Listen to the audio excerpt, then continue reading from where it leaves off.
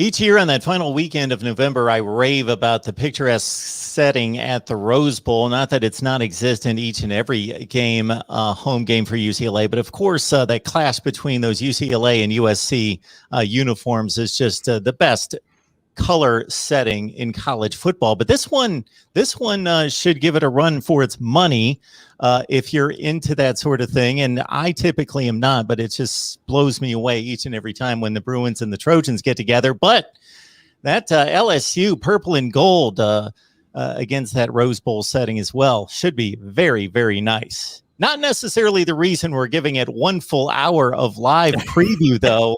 It's more about the football on the field. We saw good things from UCLA this past weekend. And, of course, LSU, we expect to bounce back from a 5-loss season and contend for the SEC Western Division to make this much more of a grand spectacle, even here at the Voice of College Football, but nothing close to what we'll see at the Rose Bowl. We do have Tony Siragusa on the line from Last Word on College Football on the UCLA take. And, of course, Lon Phillips Sullivan joining us from LSU Odyssey. Gentlemen, how are we doing tonight? Hey, Mark, how you doing? Doing great. I'm doing great. I appreciate both of you taking time because this only works because of you two. Sure. What's up, guys? Yo. Hey, Lon. Doing well today. So we also want to draw everybody's attention to the situation, of course, in the New Orleans and Louisiana area with Hurricane Ida touching down landfall on Sunday, and just a devastating scene for miles and miles. And just the metrics, I'm sure, don't do the situation justice there. But we're going to be passing along some information. First and foremost, what you see on the bottom of the ticker right there, where you can donate there with the Red Cross. And also that is another organization that Lon filled me in on, CajunRelief.org. So if you go to CajunRelief.org, and also, of course, the Red Cross, and I checked them both out just to make sure that those links are working and take you directly to a place where you can donate directly to those hurricane victims. Lon, that area of the world, very close to your heart, obviously, as an LSU guy, and it's been alarming, concerning to see what's going on there. And ironically, 16 years to the day of the Katrina devastation. Yeah, 1 million people without power, 2 now confirmed dead, and the extent still to be confirmed of the damage. And it's just Lafitte, the levees, the water was going over the top of the levees in Lafitte. 150 people were stranded. Last I heard, sometime in the middle of the night. Don't know if they've been rescued yet. Hopefully they have. But it's just, a lot of people were stuck in traffic trying to get out of Louisiana over the weekend. Some friends of mine, some, dangerous situations. But a lot of people have pulled through, and it's been nothing short of a tiny bit of a silver lining here. I heard a description that just of the force of the hurricane and it pushing back against the Mississippi River, and the various statistics that were given were just astounding, that I can't replicate. But just devastation down there. Thoughts and prayers, but your practical support certainly will go a long way as well. So again, right there on the ticker with Cajun Relief, and also the Red Cross, of course, down there on the ticker, and I'll pull up the banner so it can be seen a little bit better throughout the next 45 minutes or so. All right. We will talk football. Yes, folks, we're going to talk football, but wanted to make everybody aware and bring it back to the forefront of our minds, what's most important. We saw UCLA take the field in fine fashion, Tony, and you were kind enough to join us from the Rose Bowl press box right after the game. 44-10 over Hawaii. Nobody's going to confuse Hawaii talent for LSU talent, but at the same time, it's good to be 1-0, and you got a taste of 1-0 Chip Kelly today. Yeah, with the press meeting with Chip today before practice, it was a lot more levity than what we're used to seeing out of Chip Kelly. A few jokes. He as we're all prone to doing, and those of us who do this for a living and who vote on different awards and things like that, that we went back and watched the UCLA game another 2 times after that, in addition to watching the San Jose State game, the Fresno State game, the Nebraska game. And I asked Chip today, I said, clearly now on Sunday, you had a chance to go over the specifics, watch the game film. I said, we've watched it a couple times. While the running game looked really good, what really stood out was the offensive line was opening up holes that most of us here in the media could have run through.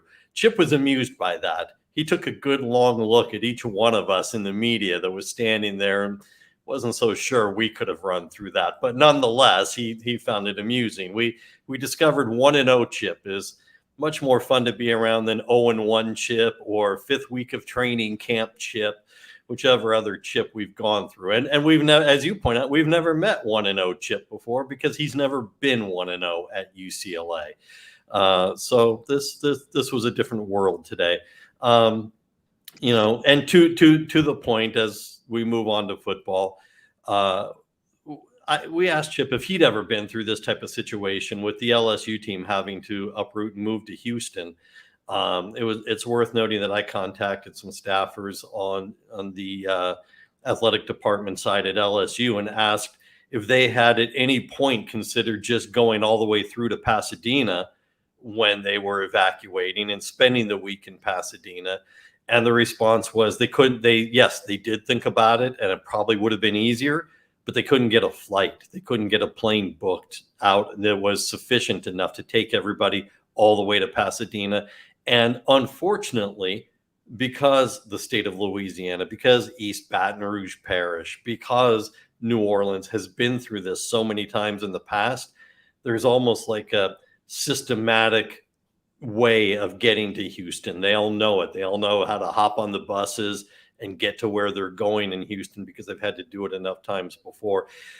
Chip mentioned, usually before practice, they're usually watching ESPN or they're watching even more game film. He said he had all that turned off today in his office and was watching the news and was watching the hurricane coverage. And he wanted to make sure he expressed his thoughts to everybody, not only with regards to LSU, but throughout New Orleans, throughout Baton Rouge, throughout the state of Louisiana. He said it's much bigger than football. He said this is real life, and these are people's lives at stake. And, he's never had to experience anything like this. And he said he wanted to make sure that the thoughts and prayers of the UCLA football program, the coaching staff, the athletic department went out to the people of Louisiana. So that certainly set things off in I think in an appropriate tenor, for the week. In terms of the football, we talked about, what was to be gained. What did he see that was learned? There was a learnable moment from the Hawaii game. And he said, there are some things, what he learned was there's a lot to be cleaned up. Yeah, they won 44-10, but he acknowledged winning 44-10 against a group of 5 school is different than having to come in and play LSU now. And he said, we played well, and they played in, spots better than others. Dorian Thompson-Robinson, as you and I talked about after the game Saturday, did not have a good game, in particular on Saturday, 10 of 20 for 130 yards and a touchdown, and really just not in good rhythm. And the running game was fantastic. Zach Charbonnet, 6 carries and 3 of them were for touchdowns. It's a pretty good percentage. And Britton Brown, a good game on the ground as well. So the two of them combined were carrying the ball for about 9.7 yards per carry, which not bad. And they sat out most of the second half because it was a blowout. The offensive line did a good job. The defense. No one at UCLA is going to admit this was a different defense than last year. They're going to tell you it's the same scheme. It's the same thing we've been doing. You watch it, and that's just not true. It just isn't. The blitzes were coming from different spots on the field. Matter of fact, they were coming from all over. They were moving players all over the field. Bo Calvert, who was supposed to start the season at middle linebacker, but was moved to outside linebacker, I found 5 or 6 times was lining up at nose guard or nose tackle right over the ball and blitzing from there.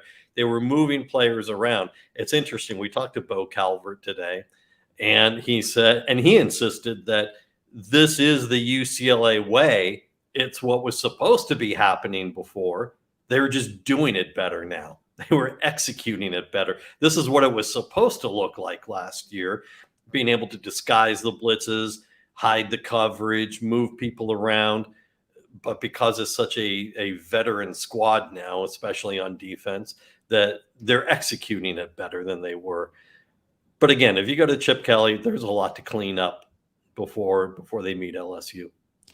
Lon, I want to cut you loose. Let me do a little housekeeping here real quick. One more time, the most important information you're going to see tonight, folks, is down at the ticker, down at the bottom of the screen. So CajunRelief.org and also the RedCross.org, redcross.org. If you go directly to those two sites, I've checked them out today, you can donate directly right there. And when I say the most important information tonight, that's with my predictions coming up at 10 o'clock. So I'm making some serious concessions there.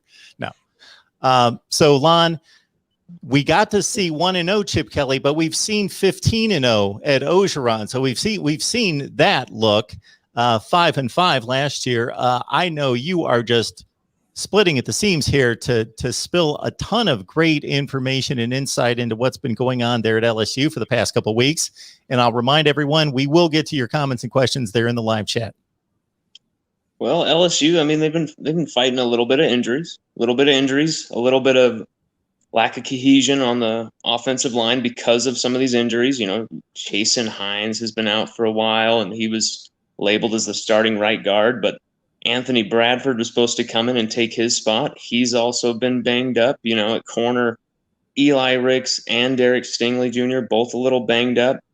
If they, you know, I've been told by all coaching staff, all analysts, everybody who's in the know, if they were to play UCLA tomorrow, and this was a week ago when I was told this, they would play no problems, some of those guys. But, you know, guys like Glenn Logan, they're going to be out for it. Dwight McLaughlin, he's questionable. Armani Goodwin, freshman running back, he just came up questionable. But there is a lot of talent across the board here. You know, with Max Johnson at quarterback, I really believe this offense has a chance to be explosive, has the chance to have dual threat capabilities, which it did not have for most of last season. We saw when the offense did have dual threat capabilities with only Kayshon Boutte, they were scoring over 40 points. With this plethora of receiving talent, Brian Thomas, the freshman, showing out to back up Kayshon Boutte. You got Jeray Jenkins Jr., 17 yards per catch last year, and he barely received, I think he had like 30 catches, barely even targeted, only targeted in desperation. But, man, he came up with some big catches. I expect his veteran presence, you know, Joe Brady schooled as a freshman. I expect his veteran presence to show up this season. Jontre Kirkland, another senior, you know, this receiving core is going to be unbelievable for LSU and one of the country's best, in my opinion. Running backs, there may be some question marks with John Emery Jr. I feel there shouldn't be question marks with Ty Davis Price. He is going to be a fantastic running back. I think he'll be good to go for week one here. John Emery Jr., he can also be that home run hitter as well. This running back core goes 4 deep with talent. On defense, there's talent across the board. One of the nation's, you know, empirically deep defensive lines on the board. In the secondary, we're stacked as well. It's the linebacking core where there's the questions. Can transfer Mike Jones Jr. find a home? They're trying to figure out whether he can be a middle linebacker, but most people feel his talents are more on the outside, you know. And it's just a lot of interesting moving pieces here with LSU. Can the defense clean up the big explosive plays they allowed last year? There was plenty of games where we allowed teams with rushing quarterbacks to absolutely burn us. You know, Dorian Thompson-Robinson has that capability. He only rushed for, I think, 16 yards on the day, but he had this big run where it was like, that is just typical of the big plays LSU gave up last year. where, Dorian Thompson-Robinson makes one guy miss, breaks contain, and he's gone. There was a guy there from Hawaii to make the stop, but I'm just saying with LSU, you just saw so many of those plays go for 60 yards. We have to see if this coaching staff has improved this team. I believe that it would be absolutely unfathomable to me for someone like Andre Carter to come in and not be able to get his message across, not be able to get some improvement with some absolute fantastic talents there with B.J. Ojulari, Ali Guy, Andre Anthony, Joseph Evans, Mason Smith, Landon Jackson. The list goes on and on and on with that defensive line. Linebacker is going to be the question mark, though, Mark. Blake Baker he was ridiculed and on his way out at Miami as the defensive coordinator. Can he come in and repair what happened to the linebacking core for LSU? Because last year, the worst part of our defense was probably in the linebackers. And we're going to be tested by UCLA, even though no receiver on UCLA had more than 2 catches, even though no receiver on the team had more than 40-something yards. It doesn't really matter if Cordell Flott or whoever's playing nickel can't cover anybody, because Dorian Thompson-Robinson, he can at least dink and dunk his way down that field, and we'll see what he can do. This conversation is going to work best if you guys just kind of go back and forth and in regards to matchups and anything you'd like to know from the other, but I'll get you started with this one. Hummus Hero right in the chat early with this one, and it's conventional thought, conventional football wisdom that a team, and it makes total sense, should improve the most between its first and second game, Tony. Mm-hmm. Team looked pretty good in game 1, albeit against Hawaii, but that is the conventional wisdom. Yeah, we asked that of Dorian Thompson-Robinson this afternoon, and the commenter was Hummus Hero. Was that yes. The name? Did I get there? All right. So to Mr. Hero, yes, Dorian Thompson-Robinson would agree with that. He said that they were glad to not have to play LSU in week 1, to get to play Hawaii in week 1, kind of work out some of the issues that any team would have in week 1, and work through them, find the bugs, find the things that they didn't do correctly, and get through that before you play LSU. So to Hummus Hero, you have someone who agrees with you in Dorian Thompson-Robinson. Got Tony Syracuse, the last word on college football on Philip Sullivan. LSU Odyssey doesn't get much better than this. We expect a good one at the Rose Bowl with UCLA taking on LSU.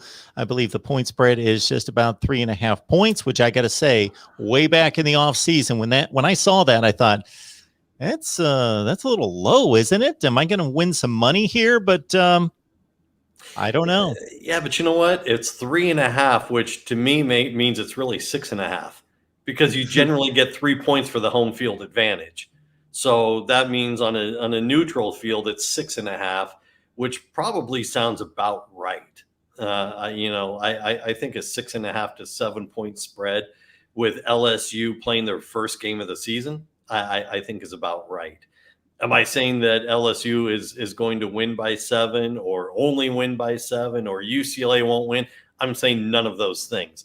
I'm saying going into the game with LSU coming in their first game of the season and UCLA being relatively untested against a G5 team, I'm saying a 7-point spread is probably pretty appropriate. Well, I think it's indicative of the struggles LSU had last year. I think it's kind of a prove it on the road, prove it in week 1, just like we have in years past, a strong non-conference schedule. And it's going to be a fun game in the Rose Bowl. I cannot wait to see the purple and gold, the white uniforms as they're going out of the tunnel with that sun-kissed, unbelievable sunset on them. Right. Are you kidding me? Coach Ed Orgeron's going to be smiling like he's going to be unbelievable, man. I mean, I'm so excited, dude. Like, this is going to be a fantastic game. I think LSU is going to win, though. But here's the thing. You guys absolutely ran it all over Hawaii. LSU got burned in the run game last year. 169 yards per game. I can't remember exactly how much we allowed per carry, but it was something like 5 something, 4.5 something. We allowed 306 yards rushing to Ole Miss. That's like the second year in a row we allowed 300 plus yards rushing to Ole Miss. Almost 300 to Alabama, at least 200 plus to Auburn. It was a joke. So if you guys can find a recipe to run on us and expose, certain, I feel like Damone Clark is going to be found out in this game. I feel like we're going to see if Damone Clark can be that top linebacker. Can he make those one-on-one tackles? And here's the thing. I'm going to tell you one thing. If he can't, Durante Jones will have no problem pulling the trigger and taking him out. There's not going to be any egos with Blake Baker saying, hey, these are my linebackers. Durante Jones will call those shots. He has the NFL pedigree. Blake Baker, he has submitted to Durante Jones's will. He will pull people out. Whereas Bo Pelini, he left the same people in time after time after time. With LSU's defense, we're not going to see how they're going to react until after the first 2 drives. But I think this team, they're turnover hungry. They're turnover hungry, Tony. I smell a pick 6 from Eli Ricks here. Coming home, beautiful homecoming right there. I'm not joking around. I'm predicting an Eli Ricks pick 6. Lon, when is the last time you picked LSU to lose a game? Oh, I picked them to lose a few games last year, actually. Okay. It is interesting in talking about the LSU defense. A couple of things. One, both sides of the ball for LSU with new coordinators. The question was asked of Chip Kelly today: how do you prepare when you're looking at a team with 2 new coordinators? And the answer was from him, you look at the talent. You review last year and you look at the talent on the field. You can't particularly look at the schemes other than to know what Coach O likes to run, and know that overall he wouldn't have hired Jones. He wouldn't have hired Jake Peetz if it wasn't what he wanted to run. That having been said, what you're watching is the talent on the field and what they are capable of doing. So there's that. With the defense, I specifically asked Chip if there was a way to neutralize a player with the talent level of Derek Stingley. And, look, I mean, Mark, you and I have talked about it before, and I am gratified and blessed that people saw fit to put me on the voting panel for the Nagurski Award. And obviously Stingley is going to be high on that list for Defensive Player of the Year. But I asked him, is there a way to neutralize somebody with his kind of talent? And Chip's answer was not one that's legal. So again, we got pithy Chip today. He said, no, honestly, there isn't. He said, if this guy was in the NFL right now, he'd be all pro level talent in the NFL right now. He's just that good. And between Ricks and Stingley, he said, you've got the best defensive secondary. You've got the best corners that we're going to face all year on any team that we play all year. What you've got to do is make sure that everybody on offense is doing their job, and that's all you can do. The receivers are going to have to block. The tight ends are going to have to block. Everybody who's blocking is going to have to do their job and block and maintain their blocks, and that's all you can hope for, and hope that somebody like Stingley doesn't take over the game, because he said he is entirely capable of taking over and shutting down a passing game. So, he basically just tips his cap to a guy like Stingley and acknowledges he is what he is, and he's as good as he is, and clearly one of the top defensive players in the country, regardless of position. And, you do the best you can and work on everybody else, basically. Yeah. Lon, we've got the comment of the night here coming in from the Rod Farva. Lon looks like a cool dude, can talk college football, talk craft beers, and jam some tunes all in the process. Yeah, we can do that. Although, I mean, I'm not too obsessed with the booze. It's just too much sugar. Too much sugar. I'm trying to cut sugar out of my diet. It's just. I mean, I love the beer, but yeah. But yeah, I love that comment. Who's that from? The Red The Rod Rod. Farva. The Rod Farva. He's a Man, regular. Rod, you're the man. Always tune in. And Tony, I'm also amused by a number of people, but web security said it a certain way, and I'll expound on it, that I'm sure Chip Kelly's going to be giving a rousing pregame speech in the locker room. Let's win one for the Alliance. Yeah, the Alliance. They got to come up with a better name. They don't have a name, so the media has dubbed it the Alliance since there is no other name. I don't think Chip really cares about the Alliance right now. He's not going to care until the Pac-12 winds up changing the schedules next year. Without which as you and I talked about last week. While everybody else was falling asleep at the press conference last week, I was paying attention to every last word and heard exactly what George Kliavkoff said, and changes are coming sooner rather than later. And the Pac-12 is going to wind up dropping to 8 conference games for a couple of years in order to get in an Alliance game. But then Chip is going to care about the Alliance a lot more than he does now. Right now, it's funny because Chip likes to say we're just trying to have a great Monday. The media likes to say Chip doesn't like big picture questions because he doesn't. And he doesn't because they're too far down the road, or they're too obtuse, or they're whatever it is that they're going to be. And Chip is focused on the here and now. And a couple of weeks ago, when I asked Chip about the Alliance before the news became official, but we had that it was going to happen, I said, I know you don't like big picture questions. And he said, oh, I love big picture questions. You guys just don't like the way I answer them. You guys just don't like my answers. Because his answers are invariably, look, we're just here to have a great Monday. And, then tomorrow we'll be here to have a great Tuesday and whatever. But it's interesting because a couple of weeks ago, when we were actually the first ones to tell Chip that Miles Brennan was injured and was out for the season. And he had not heard it yet. It had happened, I think, probably the night before we met with him, and he had not heard it yet. And yet, for a guy who just focuses on the here and now, he was able to give us the lowdown on Max Johnson at the drop of a hat. He was ready to spit out how Max did in the swamp at beating Florida, and how Max had 8 touchdown passes last year with only an interception. And he's really capable, and he probably would have gotten a lot of playing time even if Miles had been healthy.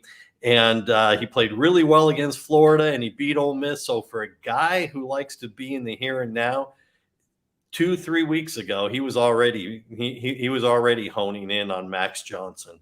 So Matt, he's done his homework on the LSU quarterback already. That's for sure. Wow, that's impressive.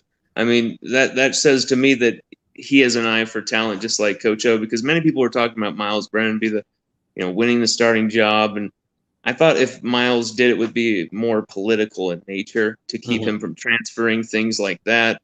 But Max had to be the starter. Max had to be the guy.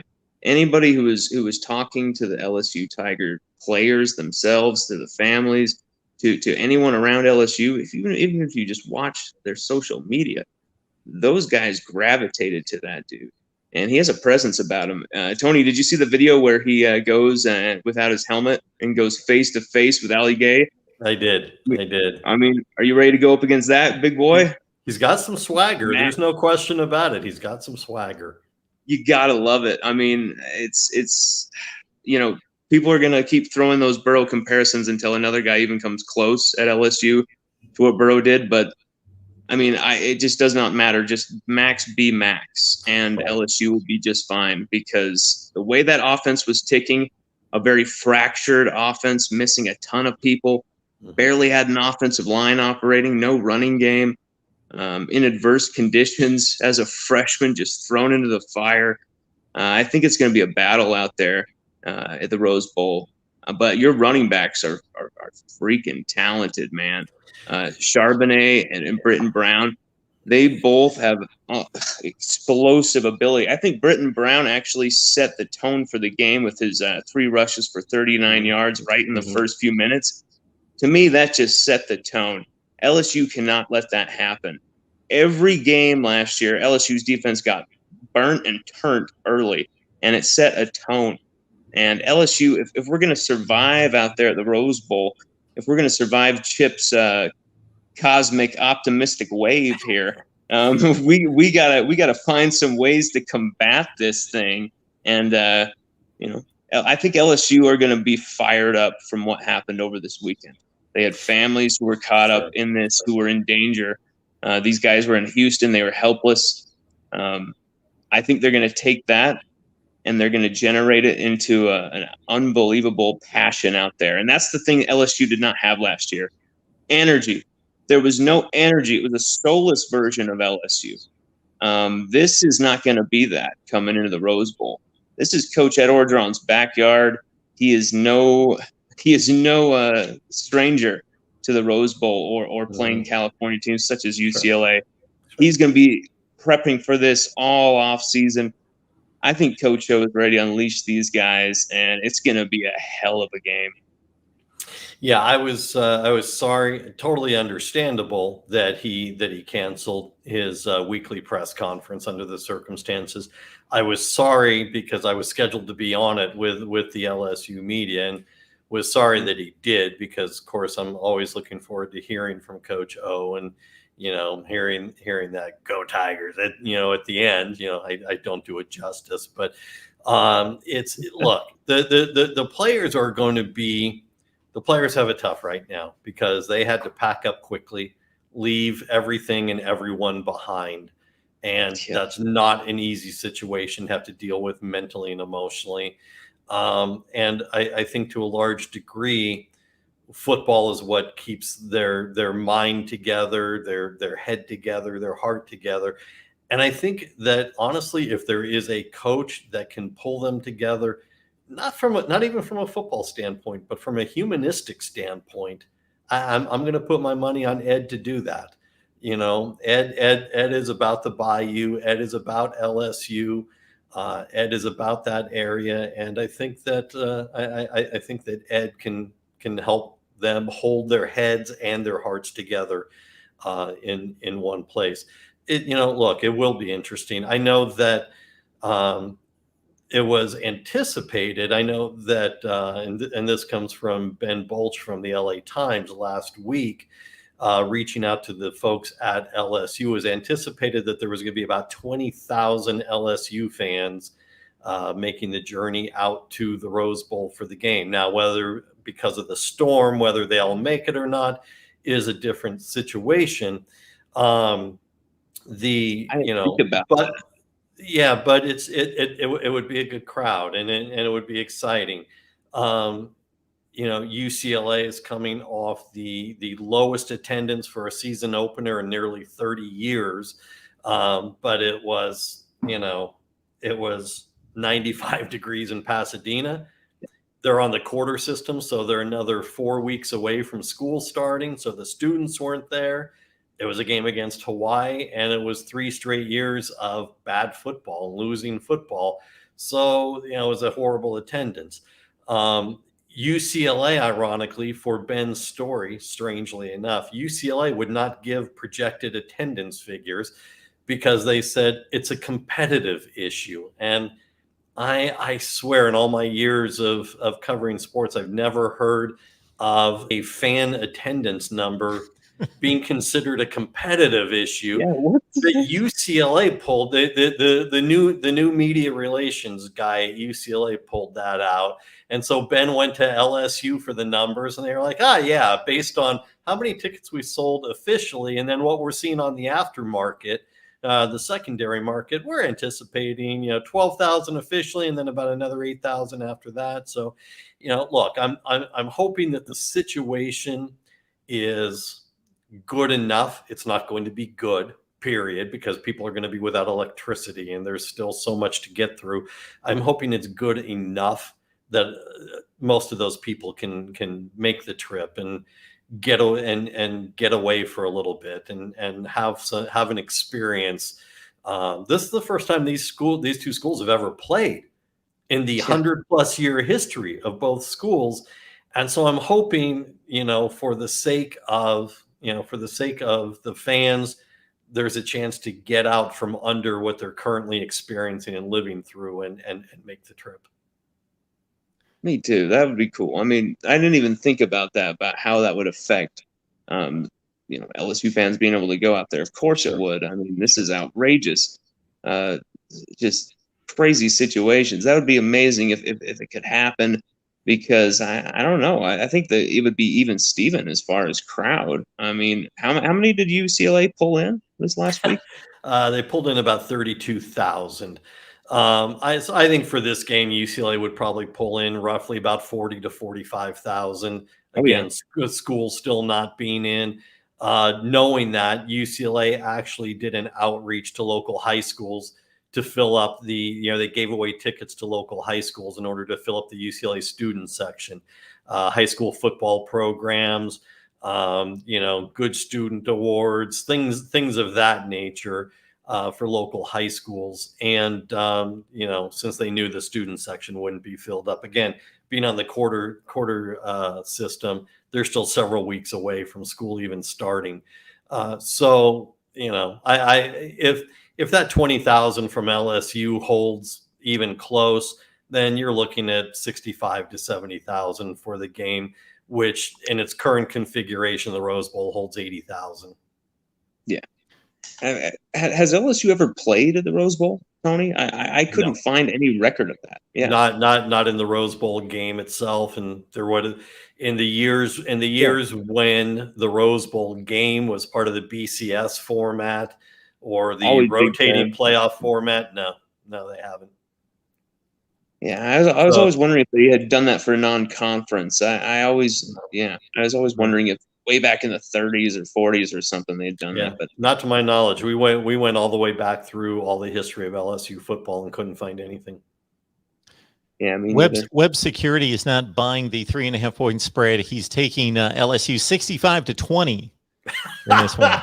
Okay, so we're not even talking about the 6.5 point that I brought up. We're just talking. There's no point in having a point spread for Web Security. Which brings me to Tony. If UCLA wins this game, okay, and of course it's the first game of the season, so there is potential that UCLA wins the game and then the season still comes unraveled, and then it doesn't much matter what happened way back the first weekend of the season. But at this stage of the game, if UCLA pulls off this upset, they win this game, this would be the biggest win for UCLA since. Boy, that's quite a while. A hard question. A lot of years. Yeah. Look, we're going to say a lot of years. Certainly the biggest win in the Chip Kelly era. We're going to say probably the biggest win, not in terms of beating the opponent, but just win in general, because Texas A&M was not the level of opponent that LSU is coming into this game. But that win with Josh Rosen and the historic margin, from which UCLA came back to win the game was a pretty legendary win. But in terms of just beating an opponent ranked and the blue blood level that LSU is, you got to go pretty far back into when UCLA in 1 year. I'm going to struggle on the year, but I'm going to say it's roughly about 2000, maybe 2001. UCLA beat Alabama and Michigan in the same year in out of conference games, and both at home. And you're going to have to go back quite a ways. In the Chip Kelly era, look, they've played some good teams, but they got beat. They got beat by Oklahoma. They got beat by Cincinnati. This is bigger, frankly, because this is LSU. And that's no disrespect to Oklahoma. Oklahoma is every bit the blue blood of any other program in this country. But that was a UCLA team that was still young. That was a UCLA team that was still developing. That was we have no idea who Dorian Thompson-Robinson is. We know he's a highly regarded recruit, out of Bishop Gorman in Vegas, but we don't know what to expect. It was all those things. This is Chip Kelly's best chance at anything at UCLA. because as we have talked about ad nauseum in our columns at Last Word on College Football, with you on other shows, they have 20 returning starters on this team. If not now, when? And the answer is never. If you can't do this now, if you can't pull off this season now, when do you ever pull it off?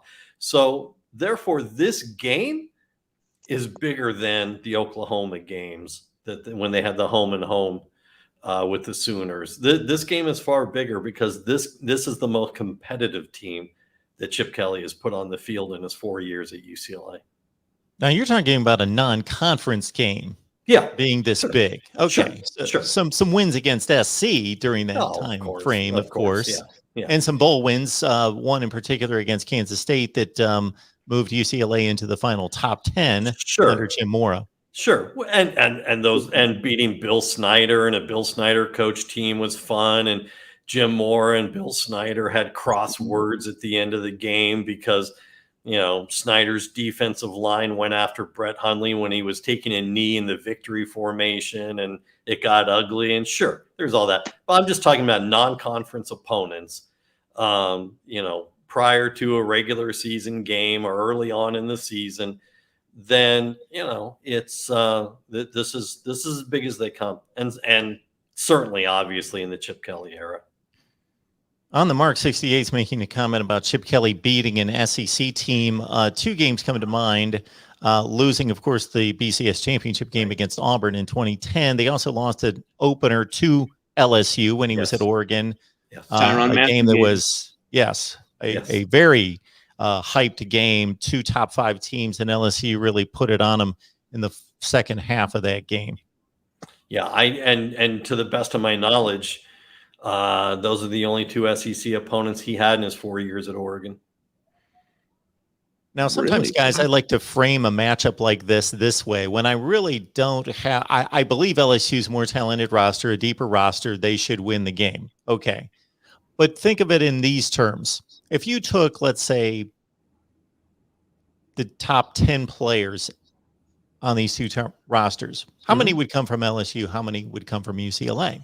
And then even more importantly, maybe the top 50 players or the top 60 players, how many would come from LSU and how many would come from UCLA? I got to think that there's a, I won't call it substantial, but a decided gap in LSU's favor. Oh, yeah. If we go to the top 50, my math starts getting fuzzy, having to count like that. If we go top 10 players, I think you're looking at 6-4, maybe 7-3 in favor of LSU. And you start with the fact that, due respect to everybody else in the starting lineup, LSU's got the best player on the field in Stingley. They got the best player on the field at any position in Stingley. You get bonus points on whatever game show you want to call it. You get bonus points for they got the best player on the field. Because Stingley's one of the best players, one of the best defensive players in the country. If you're looking at any sort of balance, you're going to look at the UCLA running game, like Lon talked about. And I think you and I talked about this after the game on Saturday, Mark. UCLA has had 3 years of really good running games, right? They had Joshua Kelly, who obviously is spending his Sundays with the Chargers now. They had Demetric Felton spending his Sundays with the Cleveland Browns, and they had last year a splitting Felton and Britton Brown, right? This is different, and you can see it.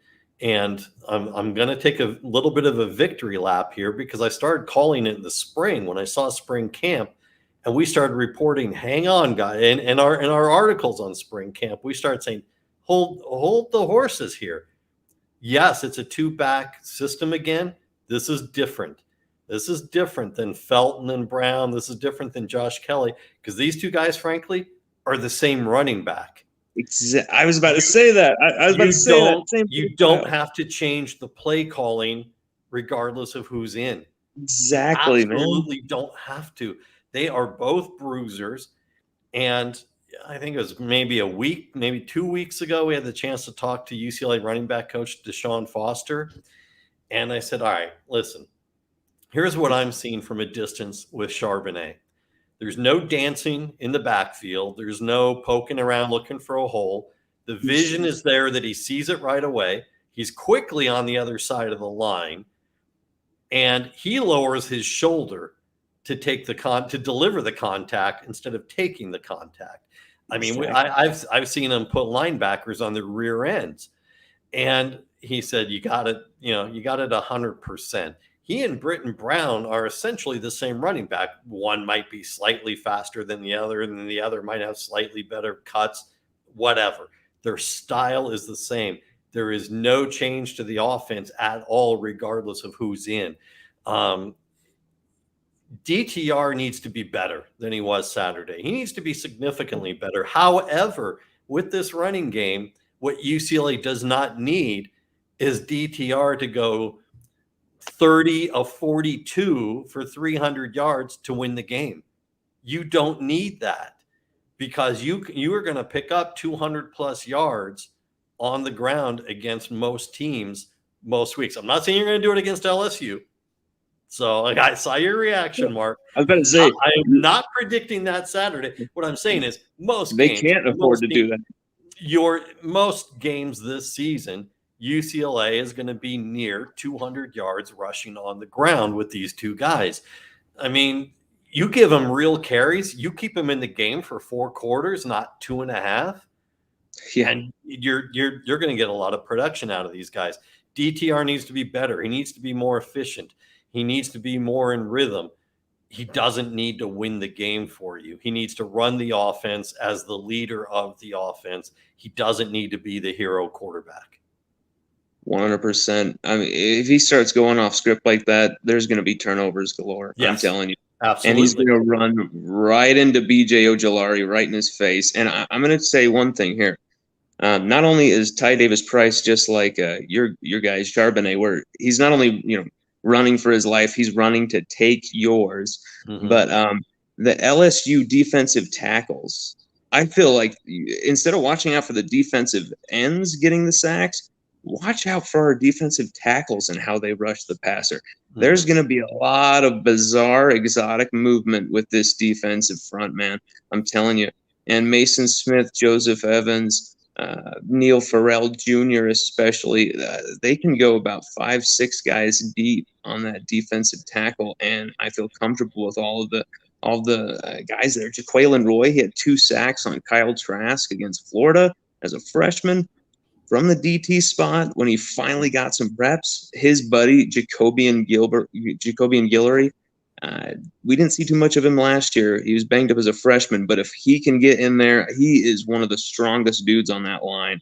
Watching him through the conditioning drills, are you kidding me? And he's fast too. He's fast. That's the thing. These guys are athletic on the defensive line. So it's going to be a war in those trenches, because the offensive line for UCLA had a big confidence boosting day. I mean, they were just plowing people over with Hawaii. And so they're going to come in with some confidence. It's going to be boom. And they did so without the anchor of the offense. Sam Marazzo, the starting center, didn't play. Really? And he's been banged up, and he probably could have played if he needed to. Physically, they held him out because they figured they could afford to. He's likely to play, and he very much, as Chip Kelly says, is the quarterback of that offensive line. Very much the anchor of the offensive line, 3rd-year starter at center. So it'll shift things up. It'll give UCLA offensive line a little bit more depth. But it'll be interesting because, as you say, the pass rush, the defensive ends. I mean, Sean Ryan, the guard from UCLA, probably, even though only a 3rd-year player, probably leaves this year as a late 1st-round pick. Because he's that physically good.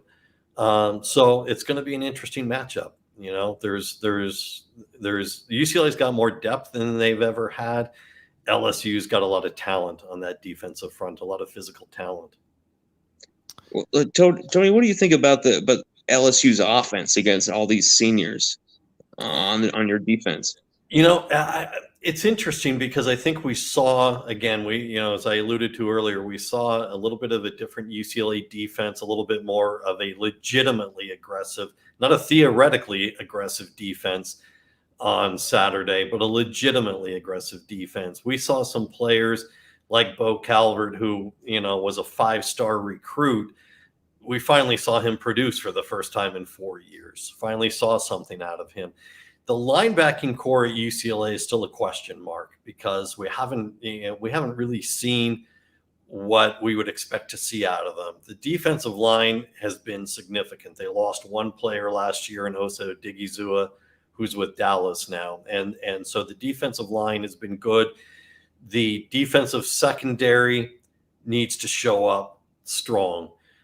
They got picked on a lot last year, even though they're veteran. They got picked on a lot last year.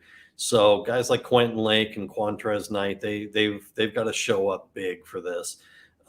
They played well, but again, I don't want to say it was easy, but it wasn't that difficult Saturday because as good as Chevin Cordero is of a quarterback, as mobile of a quarterback as he is with Hawaii, he was running for his life.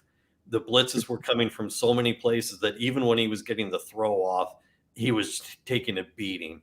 And when he threw an interception late in the game, you could see him sitting on the bench with his head in his hands, just like, save me from this, put me on the plane now. So the defensive secondary almost had, I don't want to say they had the day off, but they didn't have to step up the way they're going to have to against Max Johnson. Cordero was disoriented to the point, and that's not a knock on him. That's more a testament to the UCLA pass rush as being, as I stated on Saturday, used the word relentless. That was the outstanding portion of the game that I took from the game first and foremost. That it just seemed like there was never a play in which he could just comfortably set up, take his 1-2 beat, throw the ball. He was just had a pass rush in his face the entire game. And at halftime, the sideline analyst had noted that Todd Graham took Cordero to the side because he was just so frustrated because he just couldn't run any plays, basically, right, that he said, just run the offense. Just do your job. You can't worry about anything else. Just do your job. Yeah, and I think that's the right word. It was relentless. It was the most aggressive we've seen UCLA's pass defense, frankly, since Chip Kelly took over. And I've been harsh on Jerry Azanero as a defensive coordinator, and I've been right the entire time. His defenses have been horrible for most of his professional career. This was good. This was really good on Saturday. This was a good defense. I've got to run to my next live stream preview here, Iowa, Indiana. There you see it on the banner at 9 Eastern time, but I want to give both Tony and Lon a second to promote their platforms. So, Tony, what do you have going on there at Last Word on College Football? Yeah, as you well know, Mark, Last Word on College Football, we're turning out about 5-6 articles a day at this point. We've got 25 writers across the country just turning out content like crazy. So you can check us out at lastwordoncollegefootball.com. We've got a Facebook page, and you can go to us on Twitter at lastwordonCFB, or if you feel like arguing with me, which people seem to do after I'm on your show, they can find me at Tony Bruin on Twitter. Lon, what you got? We got defensive and offensive lineup predictions, projections. We're going to be doing a schedule game-by-game prediction piece coming up in the next few days. Almost finished with that, so it's been interesting going through the game-by-game. We actually had an interview with Brad Johnson about his sons Max and Jake Johnson. We covered recent LSU commit and St. Thomas Aquinas tight end Mason Taylor's huge day on Saturday. 12 catches, 162 yards out there. Big time win against St. Francis Academy. But yeah, we've got a ton of content, tons of interviews. We interviewed LSU nickel Pig Cage recently about his transfer to LSU and his ambitions. I think Pig Cage will be a great player for LSU. Just a ton of content. Every player you could think of, we've got his profile on there. Very easy to find in our writing section. But really, what we want to promote most of all is that hurricane relief. We've got it all over our articles. The links are there. Every Twitter post we're going to put out will have the links. Donate at CajunRelief.org, RedCross.org. All Hands, All Hearts is another great charity. I think they were 4-star rated by Charity Navigator. There's a ton of great charities that go straight to the local heart of Louisiana, the places that have been most affected. Support them, because without your help, people need it. Real quick, Mark, I know you got to run. We've got obviously our LSU stories also, but I'm going to take those links and I'm going to add them to our LSU articles as well. So if you're a fan of Last Word on College Football, you read our stuff, you're going to find that on our LSU coverage as well. Excellent. Tony, awesome, Tony. Lon, you both know that you're welcome here anytime. I'm expecting a good ball game. Can't wait for it. LSU and UCLA at the Rose Bowl, 2 schools meeting for the first time. It should have happened a long time ago, but we get those 2 legendary uniforms on the same field in the picturesque Rose Bowl. Tony, Lon, appreciate it. For everybody else, if you stay right here on the front page of my YouTube channel, you'll run right into our next hour, Iowa, Indiana, and then at 10 o'clock Eastern time, you can roast me with my predictions special. All right, guys, appreciate it. Thank you so much. Peace out.